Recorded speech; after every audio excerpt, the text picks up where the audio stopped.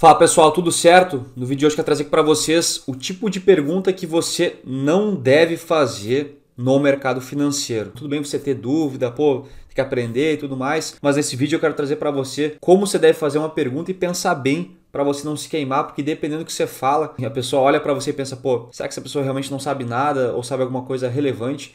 Dependendo de como você faz uma pergunta, você pode confirmar esse preconceito que existe na cabeça da pessoa ou não, e dependendo de uma situação, como por exemplo uma entrevista e tudo mais, isso pode queimar bastante você. Então quero passar para você aqui exatamente nesse vídeo como fazer uma pergunta sem que isso aconteça. Antes de começar, é bacana que você curta os conteúdos que a gente entrega no canal, ativa as notificações, deixa um comentário, segue o canal para a gente ter um incentivo de seguir entregando conteúdo bacana para vocês de forma recorrente, tá? Resolvi gravar esse vídeo porque uma pessoa mandou uma pergunta para mim, que era a seguinte pergunta: o que é a taxa Selic?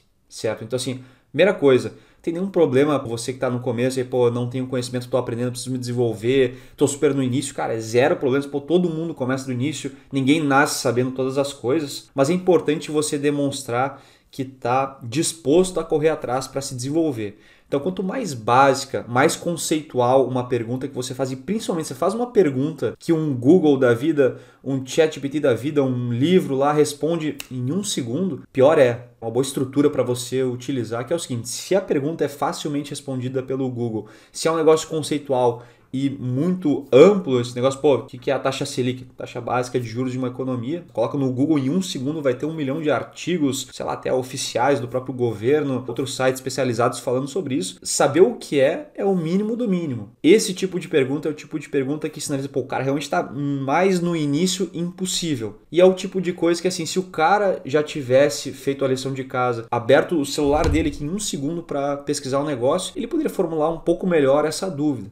Exemplo de pergunta aqui, o cara pode ter o mesmo nível de conhecimento. Vamos supor que eu sei zero, nada de finanças. E aí eu penso, o que é taxa Selic? Vou lá, coloco no Google, vejo a definição, beleza, taxa definida lá pelo Copom, que regula as taxas de juros ali na economia do Brasil, que é super importante para diversas coisas, de taxa de financiamento, para refletir taxa livre de risco e tudo mais, tá? Enfim, nem sei qual é a definição oficial, mas seria algo em torno disso. E eu poderia elaborar uma pergunta em cima de uma definição super básica e ampla, tá? Por exemplo, ao invés dessa pessoa perguntar o que é a taxa Selic, poderia perguntar, qual que é o impacto, sei lá, da redução da taxa Selic no setor tal? Tá aí um exemplo de pergunta que, assim, o cara pode saber exatamente a mesma coisa que ele sabia antes, mais essa informação que ele capturou no Google, sei lá, qualquer outra fonte simples, e já aumentou muito mais o nível ali da dúvida dele, mostrou que o mínimo ele já sabe. Percebe em termos de upside adicional que ele capturou, de impressão que ele está transmitindo versus o esforço que ele fez. Então, ele fez um esforço super pequeno. O que é o esforço? Abriu o Google um segundo, viu uma definição. Upside que ele teve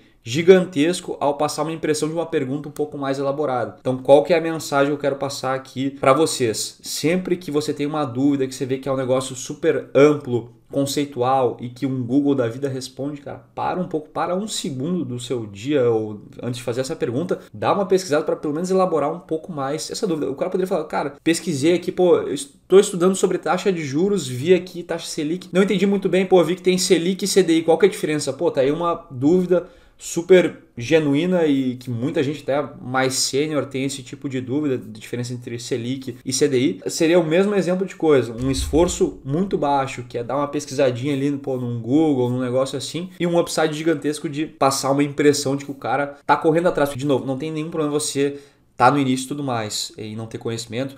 Assim, importante também, se você quer ter resultado, crescer, se desenvolver, você tem que mudar essa situação. Não adianta o cara, eu não sei nada, meu Deus, e fica ali parado e não faz nada para mudar isso. Tudo bem estar nessa situação agora, importante saber que você tem que mudar isso para ter resultado. Só que assim, quando você sinaliza que não sabe nada e não está fazendo nada para mudar isso, você transmite uma mensagem muito ruim para qualquer outra pessoa em qualquer outra situação, falando mais aqui num cenário de carreira no mercado financeiro. Então, se você sinaliza, realmente tô com conhecimento super básico, dá até pra fazer esse disclaimer, né, sei lá, numa entrevista, tô querendo me desenvolver e tudo mais. Mas se você sinaliza que tá querendo se desenvolver e já tá correndo atrás disso, para que o mínimo do mínimo, básico do básico, o cara foi lá atrás, que nem assim, às vezes a galera me pergunta algumas coisas, que eu já respondi 1 milhão de vezes, que se o cara parasse 5 minutos do dia dele, scrollasse ali meu conteúdo, tanto aqui, qualquer outra rede ali que eu, enfim, distribuo conteúdo gratuito todos os dias, o cara teria, uma resposta muito aprofundada da dúvida que ele tá fazendo. Então, esse é o passo a passo que eu queria passar aqui para vocês, para ter essa cautela de fazer as perguntas em ambiente do mercado financeiro. De novo, não tem problema você fazer perguntas,